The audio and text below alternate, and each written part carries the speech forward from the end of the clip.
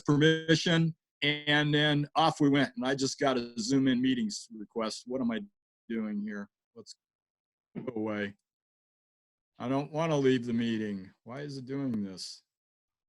Yeah. All right. While Brad's squaring that away over there. Well, don't worry about it. I'm just going to keep, I know enough about this. We're just going to keep monkeying around here. There we go. We're good. But I just wanted to share with the agents as well. I did just push the record button, almost forgot, but we are recording now. So this will be basically our start. All right. Because we'll take this and we will okay on our Facebook channel as well. All right. Okay. Sounds good. Very good. Maybe that's why you were trying to get me to leave the meeting. You were recording. Anyway, just a real quick screen here. I've been appraising since '92. I cover mostly Southwest Riverside County. I specialize in custom homes, residential land. I do horse ranches, go figure. Manufactured housing on acreage. I do a fair amount of properties out in rural areas, which was another conversation that David and I had on a property out in Lake Riverside Estates a while back. So I handle out in Anza and Awonga and a few other places. I'm on the VA panel, and I'm active with the VA panel. I am also FHA certified, but I haven't been doing a lot of the FHA work, and there's a whole bunch of different reasons for that, and I won't worry to tears with it. I do specialize with litigation, estate work, bankruptcies, family law, and also on the VA panel, as I mentioned. So I am involved directly, for the most part, with a lot of the VA things that go on in the general conventional type lending as well. Yes, man, folks, everybody, I do ride horses. I chase cows. I am from Kansas. You'll hear some weird stuff. I do have an MBA, and I am designated to the Appraisal Institute. I have the SRA designation. And once upon a time, I was also in the sales end of things. I was Senior VP Marketing and Sales. If you can't really see, I do have a white mustache and white hair. So I am a little bit on the older side. So I've got a little bit of a, shall I say, experience. I also recommend highly, y'all are doing the right thing, taking time out of your day-to-day to listen to different people. Continue to get educated, especially right now. This COVID-19 thing is just absolutely berserk. It's just crazy, and we're going to kind of cover some of the things that are going on right now. This is kind of an overview of some things we're going to kind of tip our fingers into and kind of get our hands around.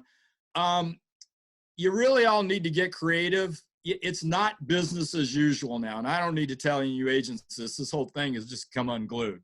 So you need to get ready. If you haven't already, you need to get your team together. Y'all need to start brainstorming, and you guys need to figure out how to get outside the box, because it's just right now, it's just nuts. And I don't know when this is going to end.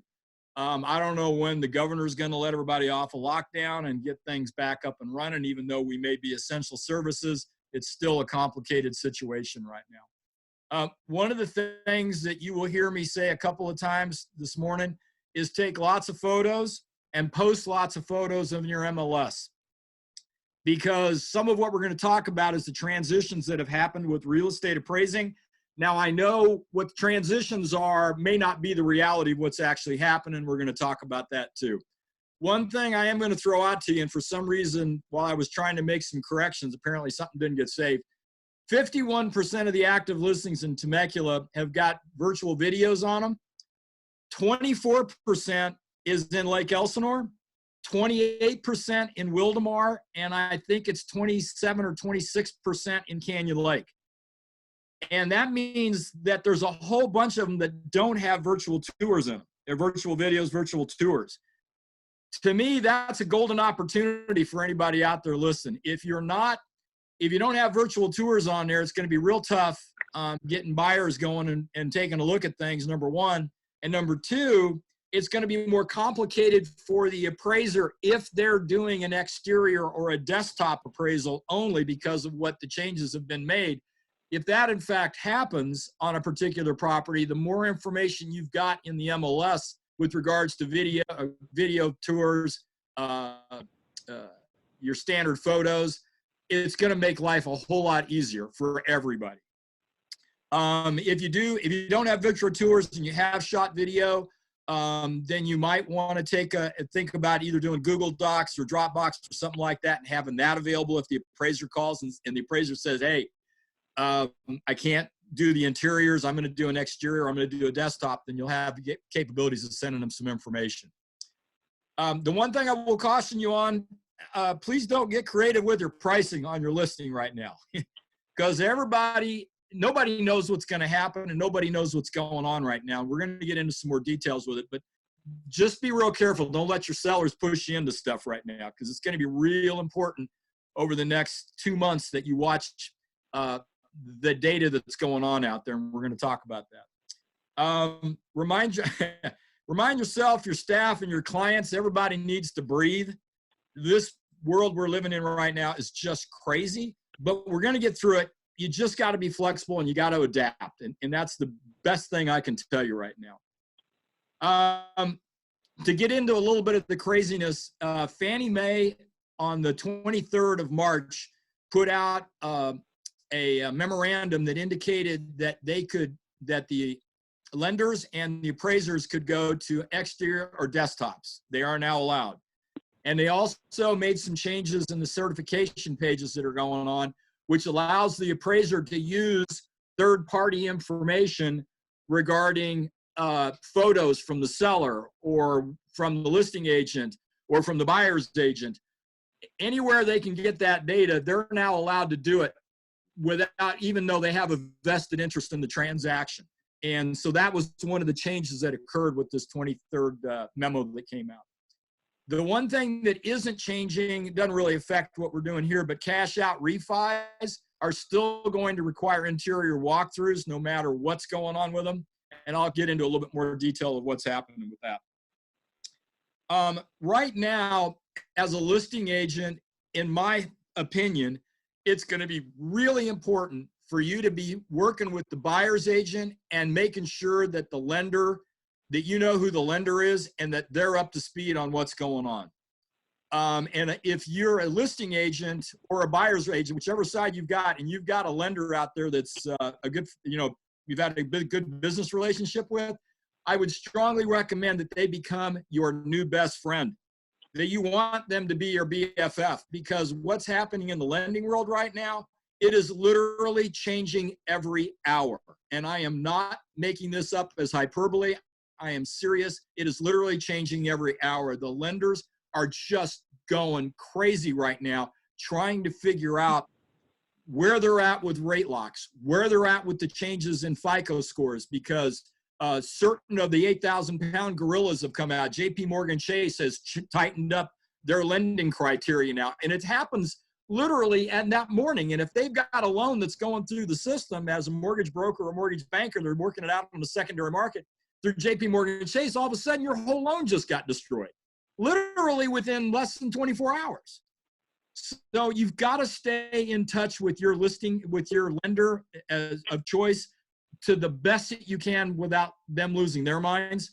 But it really is important because it is changing all the time. And you've got to make sure as a listing agent that your buyer's agent is up to speed and that they're communicating with the lender that they're working with, because this thing's a mess right now. And I don't know if it's going to get any better, if it's going to get worse. I don't know what's going to happen on this. It's just crazy right now. FHA has also came out with a letter that gave the opportunity to do exteriors and drive-bys. They are also just changed their loan requirements within the last 3 days, and they're making it a little bit tighter, which is going to make it a little more interesting, which goes back to the fact that your lenders have got to be looking at this on a regular basis. This thing with the VOE is changing daily. It was going with emails. I don't know where it's at right now, to be quite frank with y'all, because it changed a couple of days ago, and then it went back to email. I'd say it changed last, let's see, it changed last Wednesday. It got more restrictive, and then late last week, early this week, it went back to being emails allowed, so it may change again. Right now, FHA's guidelines and all the changes that they've made are going out through May 17th right now, and then they'll look at it at that point, and if they need to extend it, they'll extend it. Like I said, FHA's allowing desktops and exteriors as well. If there is a situation where there is, let's just say that there's an issue with a minimum property requirements, and there was something called out under FHA. If for some reason the appraiser cannot get back into the property again, there is, in the last Zoom conference that I was just on 3 days ago or 4 days ago, they indicated that they're allowing that monies to be put into escrow for the repairs, or confirmation afterwards, sort of an agreement can be made between the seller, the buyer, and the lender and the appraiser, and they can bring them all together and they can come up with some ways of getting around that if there's something going on inside the property that for whatever the reason the appraiser can't get back into. Also, as I mentioned, it's your BFF has got to be the lending world right now because it's just getting crazy. On the VA side, they made the same changes. They're pushing a little bit harder to get away from the interiors work, unless the loan amount is outside of the Freddie Mac loan criteria for the county that you're working in. And I believe, and don't hold me to this, but I think the Freddie Mac levels are 486,000, I think, in Riverside County. And then if you're in some of the more expensive San Diego or Orange County that's higher, it's in the $780,000 range. But as soon as your loan level goes above the Freddie Mac level, then an interior is going to have to be done. And what ends up happening if an appraiser like myself, who can't do interiors, and I'll tell you what's going on with that, and I have no secrets, nothing to hide from anybody. I am, as you can tell with my gray hair, I am long past 65. But I'm also a cancer patient, so I have a compromised immune system. So I'm not doing interior work. On the VA side of things, if they run into a situation where they do need an interior, I just call them on the phone and say, look, either the veteran can't allow me in or I can't go in because of my situation, and then they'll just get it reassigned to a new appraiser who will do the interiors. And they've got a group that will do them versus those that are unable like myself. If they are doing an exterior, and it is a purchase, and they're just going to do an exterior on it, what they will do is the VA has said, go out and shoot the front. This is the appraisers now, to go out and shoot the front and rear photos and side photos of the house. And they want you, the appraiser, to tape and measure the first floor. Now, if it's a two-story home, you might scratch your head and go, well, wait a minute. But if you measure the first floor, and if you kind of have a general idea of what's going on and it's a two-car garage, you have a pretty good idea, or a three-car garage, you have a pretty good idea what the size is. Once you get the footprint of the first floor, you got a pretty good idea as to what's going on total. And then you can use that as a comparison against what public records is showing. And as long as there's no issues with that and it falls into line, then the VA will allow the appraiser to move forward, just disclose what they found, what they did, that they were comfortable with the gross living area, and then move on.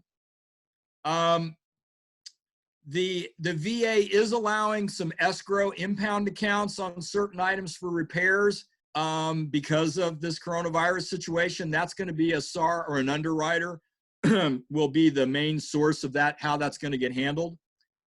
Tidewater, as you are familiar with, is still in effect, and the reconsideration of value, if you will. That's still going in the same process. The appraisers should be notifying the lender if there's an issue. Hey, we need to work on this. We need to talk about it. They should be doing this and giving everybody plenty of time. Not always does that happen, I understand, but they should give everybody time, and then you got about 48 hours to respond. And the VA is now got a little bit of latitude with this on the reconsideration of values right now, where back in the long time ago when I first started with them, they could bump a number back and forth by 5%, and that got stopped a long while back. But now I think they've got a little bit of latitude where they can try and make some deals happen if it looks reasonable, and if they're what they call their LSAM, which is like the collateral underwriter for the Fannie Mae. If their AVM modeling that they're doing in the back looks okay, then they've got some latitude now. And I don't know, that's probably going to last through the month of May, would be my guess. And then they'll take a look at it and see where they're at. Can I just interject real quick, Brad, just to make sure that you just kind of cover that again? I know we've got some new agents who are very brand new in the whole process. Explaining just a little bit more about Tidewater, what that is, because they've never heard that term, and kind of why that comes out. Okay, good point. Thank you. Thanks for grabbing that. Tidewater is a program that the VA established that instead of having the appraisal done and completed, and going through the entire system, and then getting, you know, a week later after everybody's reviewed it, and then all of a sudden everybody finds out there's an issue with value. The VA said, let's deal with it up front. So what happens is, as an appraiser, if I go out and say the contract price is $525,000, and I'm looking around and I'm scratching my head going, this doesn't make any sense. I don't know how they got that. I got 2 model matches on the street that are at 485. What my responsibility is to the VA is I have to notify the lender in writing, not the VA, but the lender, who issued me what we call an 1805. And the 1805 is an engagement letter that is established by the VA. And the lender, and since you got some new people, let me kind of walk back on this a little bit. The lender, the mortgage broker or the mortgage banker or whomever it is that's out there with the loan, they're going to be, if they have the opportunity as a direct endorser to the VA to then order the appraisal through the VA portal. So when they put that order in with the veteran's name and the property address and the purchase contract, if it's a purchase, if it's not, it's a refi, then it's just the 1805 comes through. Then all that information comes to the VA through the VA appraiser through the VA portal. So once that's done, then the appraiser knows who the lender is and he has the point of contact. So if the appraiser runs into a situation with a valuation issue, we are obligated, before we complete the report, to send notification to the lender, and then the lender has to notify the appraiser, the buyer's agent, and all the parties involved that they have contact with, and say, look, we've got an issue. Y'all have an opportunity to provide your data that supports your pricing that you've come up with on the list pricing and or the contract pricing. And so what happens is you'll send in information to the lender, and then the lender will send that to the appraiser. Now, let me put a caveat out here. Whatever you do, even if the appraiser is a really nice guy and does not wear a Stetson, do not call them. Because if there's a Tidewater issue, the protocol is it's got to go through the lender, and then from the lender, it's got to go to the appraiser. Because the lender has some things that they have to do before they send the information out to the buyer's agent and to the buyer that, hey, there's a hiccup with this. The lender is required to do some things beforehand. So then they look at it, they say, okay, send it out to the buyer's agent. We got a conversation we got to have. Then everybody gets their data together, sends it back to the lender, and then the lender forwards it to the appraiser. Once the appraiser's been out to the property and you have met them, and if they're semi-professional enough and they actually give you a business card, once they leave the property, do not call them back and try to engage with them. Unless there is something where the appraiser has called you for a point of clarification, do not reach back out to them, because that can create and muddy up the waters really quick. So once you've met the appraiser at the property, I always just tell everybody, go dark unless the appraiser calls you for something.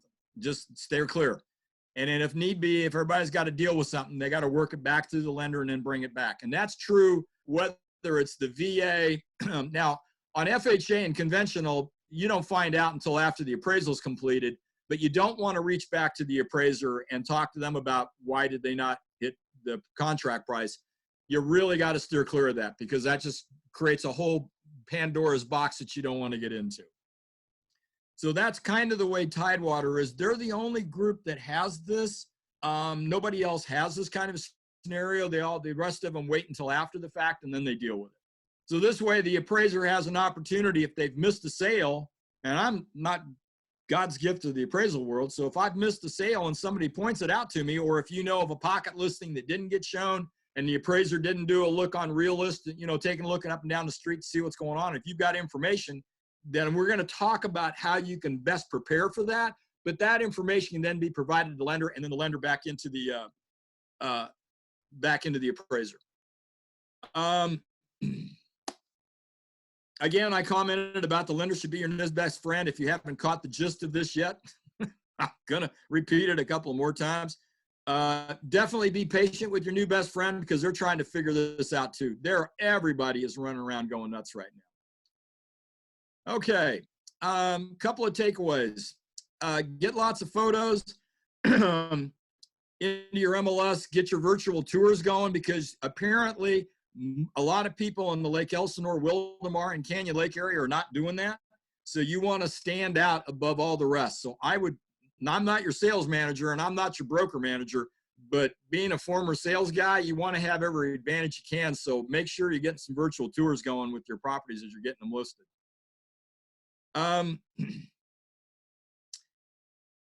The appraiser should be calling you.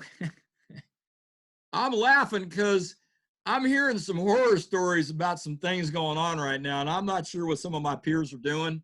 And I'm going to requalify this again by saying I am not the appraiser God, God of all appraisers, but there's some things going on I don't understand. But what should be happening is, if it's not going to be an interior, they should be calling you as an exterior or a desktop appraisal. They should be calling you to notify you that A, they've got the assignment, and B, they need to talk to you about what happened with the transaction. So I'm hoping that's occurring. Now, I also know that there's a lot of interior inspections going on right now because the lenders are in panic mode. And they are in panic mode right now because there are 3 issues with dealing with trying to get a deal closed. One of them is verifying that the borrower is actually gainfully employed. And number 2, is he going to be able to make his payments? And number 3, what's going on with the collateral?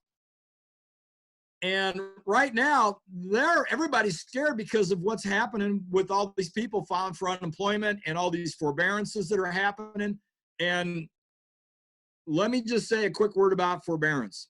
I am not an attorney. I am not a loan rep. I am not tall enough, smart enough, or good looking enough to be able to be any of those positions. But if you know of any of your clients that are looking for forbearance, if there is any way that they can get around going through forbearance, it is not free money the way it's being described. Whatever you're hearing or seeing on the internet, it is not free money. And right now it's going to impact their ability for lending purposes going downstream, and it shows as a late, and then it just screws up everything else. And it can for quite a while. And there's been no transition. There's been no guiding light from GSEs yet as to how they're going to handle that, and from the credit agencies how they're going to handle that. So be really careful with your clients on this forbearance issue. And if you've got a client that's representing a buyer, all of a sudden he's having a hiccup and he's getting ready to close, and he said, well, I'm just going to go ahead and close because there's a forbearance program out there. Well, there is a forbearance program out there, but it might get a lot more painful than they actually think it is. So be real careful with that and giving advice on that. And forbearance, for those that are not familiar, it's just not making your mortgage payments.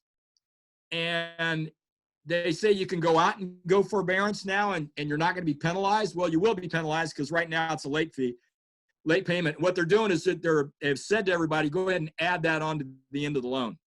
Now, I'm not a loan rep, so you need to get qualifications on that. But that's just not going to end well right now until some other things change. And there's been no documentation that any of that's going to change yet. Okay. One other thing here that we're going to talk a little bit more about in a couple minutes. Get your property information data sheet ready. And for those of you that this is probably the first time you've ever been around me, that even understands what I'm talking about with this, but what I highly recommend is that you create a 1-page summary data sheet of your sellers, of your property that you've got listed, and get your seller's input on it. And you want to know what any improvements that they've made, what year did they make them in, and the approximate cost of that. Not that cost equals value, but you want to have that information, because if they did a kitchen remodel and they spent $28,000 on it, that's good information for you to provide to the appraiser. And if they've redone the bathrooms, or they've redone the flooring, or they did exterior or interior paint, those are the kind of things you want to know about. Now, if it's an older house and they've redone the roof, good information. When did they do that? Did they redo the HVAC system? Good information. When did they do it? What was the cost of it? So you want to create a one-page sheet. You don't want it to be War and Peace, because appraisers, they look like me and they don't wear Stetsons, but you got a short attention span. So keep it down to one page and get your seller involved with it. Let them have some homework while their kids are doing their own online study stuff. So make sure that you have that available for that appraiser, even if you're going to meet them at the property. But if they're going to do an exterior only or a desktop, you want to get their email address and say to them, hey, look, I've got, and this is my other subject that Eve is familiar with. You don't want to use the word comps. You want to take the word comps out of your mouth when you're talking to a real estate appraiser. When you're talking to a real estate appraiser, what you've got is market data, not comps. And I know that sounds like I'm slicing hairs, but if you think about it, it softens the tone. And number two, the only person that decides what's comparable for the appraisal report is the appraiser themselves, nobody else. So I always recommend to the real estate agents is take the word comps and comparable sales out of your vocabulary when you're talking to an appraiser and use the word market data. It softens it up, and it shouldn't put the appraiser in the defensive mode. A lot of them will get into defensive mode anyway. That's just their nature. But you got to try and get information in the best that your ability is. And if you can get them information with regards to market data that you utilize for your CMA, if you've got a one page of paper that shows, hey, here's the information on what's going on. And if you've got multiple offers on a separate sheet of paper, you want to make a notation of, hey, we got 3 offers on this. And they came and say that asking price was $485 and we got an offer at $480 and $485 and $490. Well, that's good information. And it's information that you want to get to the appraiser. And it's data that's important for them. And it's also important for you. And here's the reason why. I'm going to throw my peers under the bus here for a moment. If the appraiser chooses to ignore all of this information, A, they don't look at your data sheet, B, they don't take a look at any of the market data, making the assumption that your market data is reasonable and within the market area. And if they ignore the fact and don't even comment about the fact of multiple offers, now you are in a position where if there is a reconsideration of value, that you can then supply that data to the lender and say, dear lender, here's the information that I provided to the appraiser, and in the report that I reviewed, I didn't see any of this information annotated. Now, all of a sudden, the lender's got information to go back and take a 2x4 after the appraiser. It doesn't mean the appraiser is going to change their value, but it certainly gives the lender a leg up on being able to negotiate on your behalf on the fact that they need to go through a reconsideration of value. So that's kind of the whole reason why I explained to the agents to go do a little extra legwork and to get prepared for that appraiser before they come by having your market data sheet available, talking about the improvements, getting your market data together. And if you happen to know there's an HOA involved, you've got the HOA phone number, give that to the appraiser, put it on a piece of paper and hand it to them. Because a lot of the appraisers, sometimes they have to make phone calls depending upon what type of loan it is and what the lending criteria are that they're obligated to take a look at. Because on FHA, even though they've laxed it up a little bit, and the same thing with the VA, there was issues back in the day about having 51% owner occupied on these different developments, especially in condos or townhouses. Now it's laxed up a little bit, but there's still secondary market people out there that are looking for that information. The lenders and the appraisers are going to have to make some phone calls, find out what's going on with off-site mailing addresses. So just things to keep in mind with that. And by the way, I know I'm going fast and furious with all this. Don't panic. We'll cover it back over again. On March 15th, that's kind of my date of line of demarcation. Some people are looking at the 8th. Some people are looking at the 12th of March.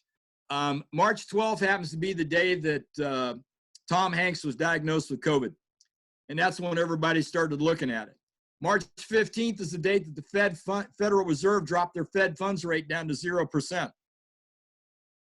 And that's when the mortgage-backed security market absolutely lost its mind. And on March 16th, the stock market lost its mind.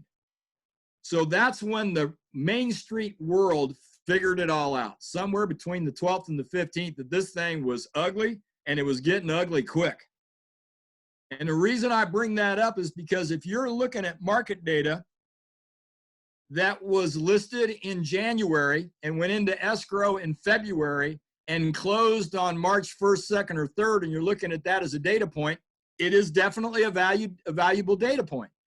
But understand that may not reflect what's going on in the market right now. And we're going to talk about a couple of things here for you guys to keep a lookout for. And I'm trying to keep tabs on how much time I'm doing here, so bear with me. So I don't want to take up all day with you. But y'all want to make sure that you keep tabs on what's going on with what's happening in the data in your market areas that you've got your listings in or you're taking your buyers into, because nobody knows where this is going to go. The economists have all got their opinions. The brokers have got their opinions. The lenders have got everybody's got an opinion, but actually nobody really knows. I mean, there's a days on market situation where we've got a shortage of inventory, and I agree. And the prices have been going up, kind of grinding up lately. You know, the last 3 or 4 or 5 months, they were grinding up a little bit, slowly but surely kind of inking their way up a little bit for the mid-market type stuff. The lower end stuff, lower end market, more affordable first-time home, you know, first-time buyer stuff, that stuff still was being gobbled up prior to all this being done. So you just have to set your line and make sure that you understand what's going on. And if you're going to get a new listing here in the next couple of days, and in your market area, somebody listed a property after the 8th, 12th, or 15th, and it just happens to have gone into escrow, you should be calling that real estate agent. That listing agent, you should be having a conversation to find out what in the world were they running into, what activity they get, what kind of hits were they getting on the virtual tours, who was calling on it, because that's going to help you make decisions when you're trying to educate the seller on where the pricing needs to be. So yes, you can go back 6 months and look, and yes, that data is information and it's valid. And if that's all the appraiser's got to work with, that's what they've got to use. But I can guarantee you that appraiser, if they're worth their salt, they're going to be putting in a note in there that says, hey folks, yep, this is what I'm working with. I don't have anything that's recently sold. And oh, by the way, in case you haven't seen the newspaper or TV, there's something called COVID-19, and I have no idea where the market's going to be. And I'm not forecasting anything, but as of today, this is the best knowledge I've got. And I don't know how that's going to be viewed by the secondary market. Secondary market understands it, but it's just a whole turmoil that we're in right now. So any and all data after the 8th, 12th, or 15th of March is going to be really important. And if something falls out of escrow that may have been listed prior to that, fell out of escrow and went back into escrow, call that agent. If something got listed, went into escrow and closed after the 8th, 12th, or 15th, you definitely want to talk to that person. I mean, that's going to be golden information that you can take to the seller, and also good information when you provide market data to the appraiser. Because now you can make a little handwritten note on that document and scan it when you send the email to them and say, hey, I interviewed this agent, and oh, by the way, here were their comments. That gives you a leg up. And a lot of agents don't do that. They don't take the time, and then they're all screaming and yelling and gnashing of teeth if something good doesn't happen on the other end. So take the time and do the best that you can when you're talking to the appraiser. Now, the one thing that I would caution you on when you're dealing with the appraiser is do not try to sell them. Be factual. This is all about, for those of you that are old enough to remember Dragnet, the old original TV series, Joe Friday's comment was just the facts. Ma'am, just the facts. And that's what you want to do. You want to give the appraiser the facts. Don't try to sell them, because that'll just turn them off and it'll create another issue. So just steer clear of that. I've got a note in here that says, I hope everything clears up by the end of April. I have no idea if that's going to happen.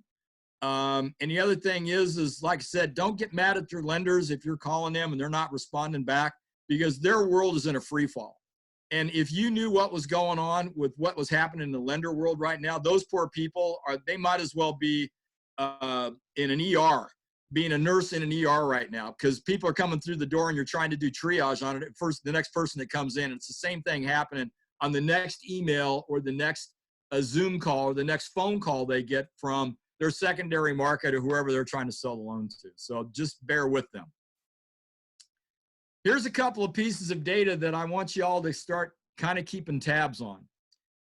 These are pending sales going back to 2008 in Southwest Riverside County. You see a pretty good trend here. You'll notice on the far right-hand end, hopefully you can see my mouse. I don't know if you can or not. At the very end over here, this is the end of March. You can see our pending sales fell off a little bit. We haven't broken through any of these levels over here, so I'm not concerned. The reason I'm not concerned is because our listing activity has gone down. You're going to see that in a second. So we're holding up okay right now. Here's the new listings that have come in over the last 4 years in Southwest Riverside County. This is total aggregate. Now, these numbers down here are December. All these low points are all December. So now all of a sudden we should be up in here because all these high points are March and April for listings, but we're not there right now because we've had a little bit of a minor hiccup. We've come down a little bit, not the end of the world. We're still, you know, in the mid-range of this chart, so I'm not uncomfortable. Here's March listings, new listings just for the month of March on a year-over-year comparison. Southwest Riverside County again. 2018 is 1,070. Now all of a sudden in 2020, we only got 782 new listings that came on board. There's been a lot of people out there that have been throwing a lot of stuff out, say the listings are doing great and everything's going fine. This number tells me something slightly different. That's a 25% drop off. Not the end of the world, but it's just not the perfect world that I would like to see right now. Here's March new listings for Lake Elsinore. This is a year-over-year comparison from 2018 to 2020. We lost about 29% on the listings now, on new active listings in the month of March. Now, I don't have April yet because they haven't come all the way through yet, of course. Here's March pendings. We're off a little bit there, 27% on the number of pendings, but again, we're also down. So the numbers kind of jive. Here's the average sales price. Remember what I was talking about? We're grinding up. Well, here we are. We ground up. We're 370 versus 2 years ago, we were 350. So that's good information. And oh, by the way, I probably should have warned y'all that y'all want to call me Donnie Downer. That's okay. I'm just trying to be politically correct. It's okay. The other thing here, let's take a look at Wildomar. Here's new listings on Wildomar.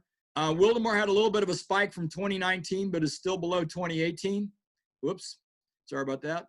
And now here's pending sales. They held the same there in Wildomar. And then here's their average sales price. It inked up a little bit. So like I said, we got some good news and we got some, I don't know about yet news. Here's Canyon Lake. Their new listings are off a little bit in Canyon Lake, off about 21%. Their pending sales are off 50%. That's pretty big fall off the cliff. That may have something to do with just general pricing that goes on. There may have been some lakefront properties that may have fallen out of escrow. I don't know. I haven't been in Canyon Lake in about a month, so I'm not sure quite what's going on over there. Here's their average sales price was up a high in 2019 of 562, is off a little bit, 7.5%, but again, nothing that I'm concerned about at this point. Here's just a comparison of Temecula, just for information's sake. You can see the drop off in new listings there. Again, off by 20%. You might start to see a trend here a little bit. March new listings in Murrieta off by 31%. So you kind of get a little bit of an overview of some of what's going on in generalities of what's going on in the market. But what I want to emphasize with y'all is to start watching new listings every week and start watching the pendings and start taking a look on a month-over-month basis. And you can get that information. Let me back up. This all comes off of your desktop of your CRMOS. When you get in there, it's something called InfoSparks. And you can get in there, and believe me when I tell you, folks, if a guy with a cowboy hat that is technology challenged can figure out how to work InfoSparks, I'm very comfortable y'all can do this. And what does this help you with? This might also be something you may want to consider throwing into your little show and tell when you go out to meet with your listing agents or not listing, but with the sellers, or if you want to email them and do a Zoom call with them, or however you're communicating, or FaceTime, or whatever you're doing. But, you know, this kind of data separates you because most people aren't doing it. They're just not doing their due diligence. And right now, more than ever, you've got to be able to educate your seller about what is going on or what isn't going on. So I think that's important for you. And if a seller wants to price his property at the high end of the range or above it, you start showing them, look, you know, listings are falling down and so are the pendings. We got to be reasonable about this. And if you want to get into that kind of a situation, then tell the seller, look, you know, let's do 10 or 12 days at your price. And if nobody talks to us or nobody calls us or nobody looks at a virtual tour, then I think that gives us a pretty good idea we need to do something with the pricing. And make them understand on the front end that they've got to be flexible. And I'm not talking about giving away the store, but they've got to be flexible right now. This is just too weird of a time right now. So let's kind of go through some of this other data I want to cover real quick with you, because some of you are new agents and some of you are probably familiar with this, but I want to kind of highlight some of this. Real estate appraisers, and I apologize, I'm flapping my gums so much here. I need to wet my whistle a little bit. Real estate appraisers typically will go back 6 months, and they usually go about a half a mile out in radius. If you're dealing with a custom home or if it's a property on acreage, they could go as much as 5 miles. They can go 10 miles. They can go quite a ways depending upon what's going on, where the property's at and what the situation is. Most of the time on the custom homes, me personally, I go back longer in time because there's usually not a big database on that. The COVID-19 is probably going to mess this all up to the point of where I'm going to be looking at data, trying to do as much analysis across the boundaries as much as I can. And I may have to do some jumping across neighborhoods to see what's going on. Now, if you do jump across neighborhoods, be real careful about jumping across freeways. Reason being is there's underwriters and there's SARs. And SARs are the people that are God in the world of the VA loan underwriting scenario. They have been approved and certified by the VA. And that SAR wants to keep that license because it's really important. And if the SAR screws up too many times, the VA will yank it. They can still be an underwriter. They just can't do it for the VA. And so they're going to look long and hard. And if you've got a property that you're trying to price that's, let's say, is on the west side of the 15 freeway in Wildemar, and you're north of Clinton Keith, or right along Clinton Keith Road, and now all of a sudden you get 3 sales that you want to give to the appraiser because it helps convince everybody why your price is why your list price is a great list price, but it happens to be on the east side of the 15 freeway. You're going to have a lot of explaining to do because that's a different market over there. And we can all get into discussions and arguments about it, but most appraisers are going to look at that as a different market. So you don't want to be jumping major freeways. Now, right now, because of the fall off we're having in some of the number of listings and that kind of stuff, and the fall off in pendings, that eventually we're going to have a slowdown in the number of closed sales. So you may have to kind of move around on some major roads, but do not get creative with this. If you start getting too creative with this, it's just going to get found out. The appraiser is not going to be able to support the contract price. And then everybody's going to be gnashing their teeth and screaming and yelling. The appraiser wears a cowboy hat, doesn't know what he's doing. And then they're going to send it to the underwriter, and the underwriter's going to look at it, and the underwriter's going to go, what are you talking about? You guys jumped the freeway. And that's a red flag for an underwriter because they're going to get beat up if that goes in without an explanation. The other thing is, especially to the newer agents out there, you have not gone through all of the blood, sweat, and tears that your brethren on the other Zoom call with Zoom photos and faces here, they have gone through. You're going to have sellers talking you into sales prices. And if you, even in your newer state of being an agent, even if you know that's not right, don't let the seller talk you into this. It's just going to end up badly. The seller's going to be mad. If you've got a website with reviews, they're going to be bitching and complaining and hooping and hollering and calling you every 15 minutes about why is this and why is that. you got to be realistic with them and stay in your back hip of your team leader or your broker manager, because they're going to be able to give you guidance. Whatever you don't want to do, don't listen to a real estate appraiser about giving guidance on pricing. But make sure that if it doesn't feel right and that little voice in the back of your head's going off, there's a reason. Listen to it, because you're just going to get black and blue over it. A little comment down here: the appraiser may or may not be your friend, but why do you want to have the seller mad at you too? So be cautious on where you're going with this, especially right now with this COVID. I'm hoping we get out of this in the next month or so and world gets back to normal, but I just don't know yet. On your market data notes that I mentioned earlier, if you're going to meet the appraiser, and this goes at any point in time, right now we're kind of under house arrest, but once we get out of this and you're meeting the appraiser, get a package together, have your market together, and talk to a couple of the agents on those sales and find out what's going on. And I'll give you a really quick example about what was going on. Whoops, we're getting long on time here. I'll give you a quick example on what's going on. I had a real estate agent that had been in one of my classes, and she said, hey, she met me at the property. It was one of her listings. She met me at the property, and she handed me the market data package.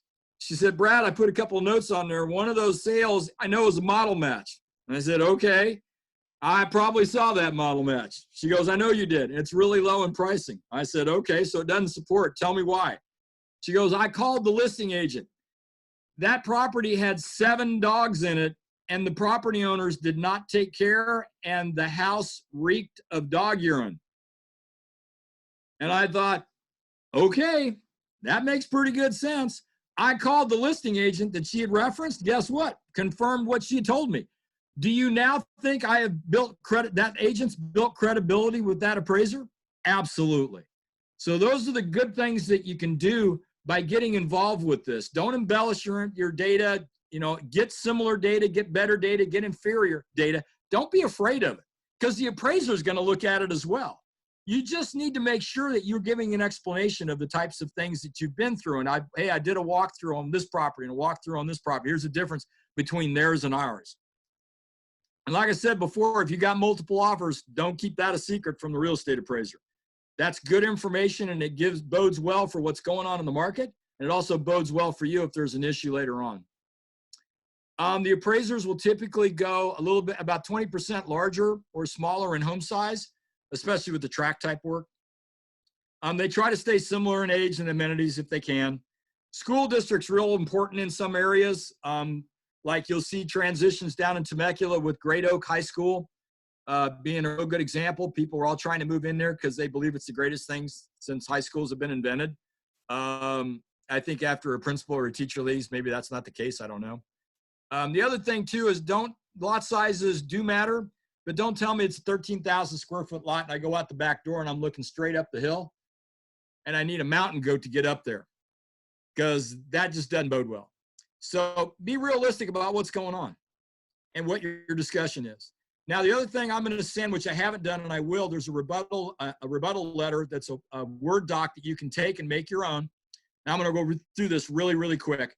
Don't mention the fact that the value was too low. You want to be straightforward, you want to be direct, and you want to present the data that you presented to that appraiser originally. And if the appraiser didn't take it, you want to make a notation that the information that I tried to provide initially to the appraiser upon their site visit, I do not see any of that data in the report. Now all of a sudden you've got ammunition. Don't talk about the appraiser personally or professionally. Just because he wears a cowboy hat, he may be sensitive. So don't, be kind, be gentle. Write out your thoughts first. There's an old adverb about President Abraham Lincoln used to write letters when he was really mad. Then he'd throw them up and then he'd rewrite another letter, tear them all up and throw them out. And just get rid of them.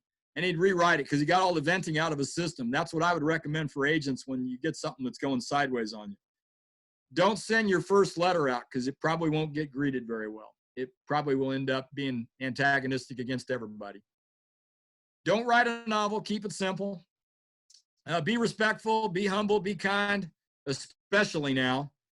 You might be right, but you could also be wrong. So there's no sense in getting everybody upset and mad. I said bullet point information. You'll see that in the Word doc that I'll send out to y'all. Do not pressure for higher value. If the data doesn't explain why the value in that report should be higher, then chances are you probably got an issue. I went as fast as I could. That was about 2 hours of material in about 52 minutes. Now, I will hang around for a little while if anybody's got questions. If anybody wants to email me, you've got my phone number there. And for those that may have come on the call late, my email address, let me go all the way back up here again real quickly. My email address is my first and last name run together with no periods or spaces. It's bradbassi@yahoo.com. So if you have a question, feel free to send me an email. Like I said, I'll loiter around. I got time. I don't have to go anywhere for about 2.5 hours. So I can loiter around for however long you guys need me to, and I'll answer any and all questions. And I know there's going to be stuff about solar. There's going to be stuff about view adjustments and pools and all that kind of stuff. And we can chit chat about anything anybody wants to jump into. So feel free, if you got a question, go ahead, unmute your microphone and just shoot real quick. I said Brad said he's allotted some time for us to get some questions answered. So if someone's got something currently going on or something that you thought about that could be a potential, you don't know what to do, well, now's your time.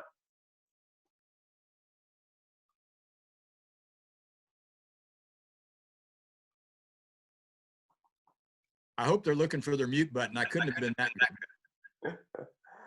We've got some shy agents sometimes, as far as like asking questions. We see it sometimes in our sales. Let me qualify something. There is no stupid question. So please feel free to ask. I don't care what it is. I don't care how simple it is or how complex it is. Please feel free to give a, pop up and ask. I have a question. Yeah, who am I speaking with? Janie. Hi, Janie. How are you? Hi, I'm good. Hey, I was wondering, okay, so in a situation where, and this is like on a refi question more, but when you do the appraisal, do you, now that you can't go inside, do you want to have us get like a professional photographer and get you the photos that way? Or what is the best scenario on that? Janie, that is a great question. What has just sprouted up in the last 3 weeks is little apps for people's phones that what the appraiser is going to be able to do. As a matter of fact, this afternoon, in a couple hours, what I got to do is research one of these apps. I've already looked at 3 of them. 2 of them I didn't like. This last one I'm hoping is going to be good. What the appraiser does when they get the request, if they're doing a desktop or if they're doing an exterior, what they now have the ability to do is get one of these apps, fill out the information as the appraiser, and then send that information vis-a-vis an email or through their phone, preferably their phone, to their phone number as the contact. And they can literally open that up and there'll be a little app that will pop up on their phone and it will walk them through how to shoot photos of their house. If they're doing an exterior, the appraiser's doing an exterior, they don't care about the outside of the house. But if they're not getting out of their car, they're going to want their property owner to go out in the backyard and shoot photos, 2 or 3 photos of that they've got of the backyard. Then they'll go in, and I always recommend everybody start at the front door. Shoot the flooring in the front door, then shoot the living room and the dining area if it's a track house and they're kind of opposite ones and others. And then shoot a couple of photos in each one of those rooms. And then they can go shoot photos in the kitchen. And then they can shoot photos in the bathrooms. They can make little quick notes in there about what's going on. And they can also make notes at the tail end about any improvements they make. So these apps that have kind of sprouted up in the last 3 weeks are kind of cool. So it will actually allow the property. So they could do the app, or they could just hire like a professional photographer. Correct. They can hire a professional photographer, but with the app, it'll give them the opportunity to do 3 or 4 photos, and it'll be right there on their smartphone. And as soon as they're done with it, they hit the submit button and it disappears off of their phone and it goes into cyberspace and it comes directly back to the appraiser. Okay. And will the appraiser give the person that app, or do we have? No, the appraiser will send. What happens is when the appraiser sends the link to the phone. Oh, okay. Text or via email, whenever they do. And with most smartphones, people can pull their emails up on their phones. Yeah. They'll get that link, and as soon as they click on the link, the app pops up. They don't have to do anything. You just click on the link and the app pops up. They put all the information, shoot the photos in, and then hit the submit button when they're done, and it goes off their phone and they're done. Okay. No, that's good. And It's that might be pretty, easier in some instances for appraisers too, just to get it like that. So, okay. absolutely. And they can use it on purchases. They can use it on the purchases as well. On desktop purchases, or if a drive-by purchase, they can do it on that as well. And what's happening is, because, as I mentioned before, FHA, VA, HUD, Fannie Mae, they've all given the appraisers the ability to use third-party photos and get third-party data, especially on the refis, because they're trying to allow liquidity to get back into the market, even though they're having a struggle doing it. But this is just one avenue by which they can go. Okay, that's good to know, because you have a lot of people kind of deciding whether they're going to move, they're going to list, they're going to refi, how much equity do I have? And it's like, well, they kind of need an appraisal, again. Right. And they can, and appraisers, if, let me back, I'm not here to sell my service, but appraisers can do exteriors, private party work. So they can actually just drive by and then look at the photos and say, okay, here's a valuation, or they can do consultations. I mean, there's a lot of different things the appraisers can do if they're willing to look outside the box that they're sitting inside of. So, Okay. I mean, there's a lot of different options for your clients on that. And if you've got appraisers that and are comfortable with and have met, that done a good job and were very personable and very professional with you, and you've got their card or their phone number, reach out to them and talk to them about it. So if I gave your number to a client, then you could just work with them on what they need. Yeah, that can be done. Yeah, absolutely. Because they may want to do that first before they decide whether they want to sell or stay or refi or what they're deciding. Yeah, and sometimes the other factor can be, what I always, if their house is a tract home, and I'm not being disparaging against tract home owners, but if their house is a tract home, I recommend, and people call me on the phone, I spend a lot of time talking to people out of using my service, because a lot of times I say, look, if you've got a real estate agent that you know and trust, and they know what they're doing, what are you doing? You want to spend your money on me? I'll be more than happy to take your check. I'll cash it. But, yeah. Go with your real estate agent. And then if you get downstream in 10 or 15 or 20 days and something kind of weird's going on, especially right now with what we're up against, if something weird's going on and there's no activity and nothing going on, you guys think, maybe we got something cooking here. We really do need to get them. Then I suggest calling me or call another appraiser and have them get involved. But I always recommend right up front that if the agent knows what they're doing, unless you just absolutely just want to give money away, then I'll take it. But I always tell them, go with your agent, trust them. And if you don't trust your agent, then what in the world are you talking to them for in the first place? Right. Go find that person that you feel comfortable with and that makes sense and has got, whether they're brand new or not, I don't care. It doesn't matter to me, but somebody you feel comfortable with, somebody's going to do the job for you and represent you.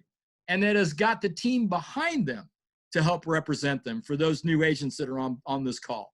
When you've got a good team of people behind you to help you represent, that means the world. And they need to understand that. Your new clients need to understand that. Just because you don't look long in the tooth like I do doesn't mean you can't sell real estate. Thank you. You're welcome, ma'am. I have a question I wanted to interject. And maybe it's more of a lender's question, but are you seeing any complications or anything difficult with the jumbo loans now? What's going on? Yes. That is with a capital YES. The jumbo market, the non-QM product, non-qualified product, the interest rates have they shot up through the roof. They're back up in late last week. I haven't seen them this week, but late last week they were over 5.25%, 5 3/8%. Because the secondary market, the mortgage-backed security in the secondary market, they all just walked away and said, forget it. We don't want to screw with this stuff right now. We don't know what's going on. And they figured they've already got enough exposure to all these other loans that are not, high-end loans. It's tough right now. It's real tough. That's the other reason why on the stuff over Freddie Mac levels, that's why they want interiors. Because as I said before, they're worried about those three parts, and the only part they can actually confirm is the collateral. Then they got to make a difference. What's the borrower? What's the borrower? What's their credit scores? And do they have the opportunity to pay? What's their job security? So that's all the factors. And right now, the only thing that's really confirmed or can be confirmed is the house. And so, yeah, the jumbo stuff is tough right now. It is really tough. I have one more question, kind of Yes, like ma'am. a lender question maybe too, but so if someone is refining and they're deferring, because I tell people don't buy a car, don't buy a house, don't buy a couch, just put it in your cart and you can buy it after we close. Don't do that. So, Exactly. put it in your Wayfair cart and then you can push it after we close the deal. But like if someone is refining and they're deferring all these payments for their cars, then that's going to show up as a late and affect their interest rate on that refi. It's going to affect their, and I'm not a lender, so let me fully qualify all this. Right. I'm not a lender, but I can pretty much, I'm willing to put $1,000 of my money on the pass line that if they do forbearance on their car loan or their mortgage payment, or they don't make a payment on their credit card bill, even the minimum, that their FICO scores are going to get hit, and the secondary market, that whoever is looking at that loan that may be getting sold to, they're just going to lay down in the middle of the floor, put their hands and feet up in the air and turn blue on the face. It's going to be a tough situation. They've got to stay. That's why I'm saying these people hearing this word forbearance and, oh, well, we'll add it on to the end. Well, that's all fine and good, but they're going to get killed on the front end, not on the back end. Again, So, Janie, if you've got a good lender person that that'd be a real good person to have that conversation with. But like I said, I'd be putting $1,000 on the pass line, willing to take that bet that if they screwing around with not making payments on stuff, it's going to impact them. right. Because I know, I brought that up to them and they said, well, I've done it in the past and it never came up as a late payment because I could pay $50 to defer it, to whatever. And they've done it like a year or two ago, oh, I'm going to defer that payment at Christmas and you pay $50 and they don't show as a late payment, but that's a whole nother ball game. It sounds like. Well, the problem is right now is as long as they're making a payment, they're making a minimum payment on whatever it is they're doing, that's fine. But the problem is that a lot of people right now, this whole world has changed. Since March 8th, 12th, 15th, this world has changed and the lending world has changed. And if you do anything that even remotely looks slightly off color, because let's put it this way. If that person was making a payment on the car or a payment on their credit card and they were paying $1,000 a month, and all of a sudden they dropped down to $23 because that was the minimum payment, they're conserving cash. But if you were the lender, what would be your first thought? They're scared. They're not going to have enough money. Exactly. But, okay. I guess in the past, one of my clients said, well, like I've done like they say, oh, if you don't want to make your payment this month for $50, like, so basically they're just paying a $50 fee. So they're really not making a minimum payment. They can just defer their car payment to the end of the loan or their credit card or whatever it is for $50. And so it's not affecting. And I just wondered if they think that that's going to be the same deal with this forbearance thing, which it sounds like it's not. Well, here's the kick. If any of your clients are having that conversation with you, you should tell them immediately to hang up the phone and call their loan rep. That should be their next. They should not pass go. They should not collect $200. They shouldn't do a thing. They should hang up from you and call the lender, because that lender is going to best be able to guide them on what they can do and what they can't do and what they can. I agree. That's what I told them. I said, you need to talk to your lender and your, whatever they're getting for you, because I don't really have any say in that. I'm just saying be careful, because sometimes it sounds, if it's too good to be true, it probably is. You're absolutely right, Janie. Absolutely. Those are fantastic words. And that's the problem, is a lot of people are not heeding that. I mean, even in good times, you can't get people from stopping going out and buying a car while they're in the middle of the loan trying to buy their house, even after you told them 5 times. Yeah. Oh yeah, I have one right now, and he was just a co-signer for a younger couple. But I'm like, he just got a new car, and I'm like, wait a minute. God, even a 2x4 up the side of the head won't work sometimes. Yeah, I'm like, do not buy anything from here until we close. Yes, you can go down to the Shell station and pick up a bag of M&Ms, but that's it. Don't put it on your credit card. Pay cash. Yeah, I know. Exactly. So anyway, hopefully it'll be okay. I mean, so far I've been working with the lender, and I said, are you sure this, but I don't know. We'll see. Well, everything's changing and it's vacillating. And that's why I said the more they stay in touch with the lender, the better they are. Because this is literally, and I am not kidding, this is literally changing by the hour. every hour it's something new. So, Yeah. So i.e. stay conservative. well, be not so much conservative as much as be realistic and make sure that you're getting your clients the best information that they can get. And if you can serve them that well, and for all of the agents on this call, right now, more than ever, your job should be to service the client and make sure that you're pointing them in the right direction and getting them to the right information, because right now that's critical, more so than it's ever been before. All right. Okay. Thank you. You're welcome, ma'am. Very good. Anybody else have any questions for Brad? Again, thank you so much, Brad. It's been a wealth of information. I know that I took some copious notes here myself, and I hope all the other agents were doing the same as we continue to stay abreast as to what's taking place. Being the most informed agents, which is always our goal here at Century 21 Preferred, to be the most informed agents out there, and this is going to help us to continue to do that. Again, if there's no more questions for Brad, we're going to let him get back to his afternoon. Any other questions before we end the call today? All right. Well, we thank you again so much, Brad, for David, sharing. thank you very much. I appreciate it. And like I said, I'll get you that Word doc for the rebuttal letters so everybody can have that. And anybody, they can certainly are entitled to take a look at the PowerPoint, and they can pick up whatever notes that I was flying through on. Like I said, anything pops up they want to ask questions about, they got my number on there. They can feel free to give me a call or send me an email. I'll vouch for Brad. I've had questions in the past. And again, I just make a phone call and he's right there to get those questions answered for me. One of the best appraisers that I know out here in the Valley. So feel free to give him a call. I will be emailing out to everybody this afternoon the PowerPoint notes that were provided from the training today, as well as the rebuttal letter template that Brad's going to be providing for us. So look for that in your emails. Go out there and continue to be the very best agent that you can be. All right. And any questions? Again, you've got the numbers there. We're here to help you guys out. All right. Everybody have a wonderful afternoon. Thank you again, Brad, and everybody for joining us today. Thanks, guys. Thanks.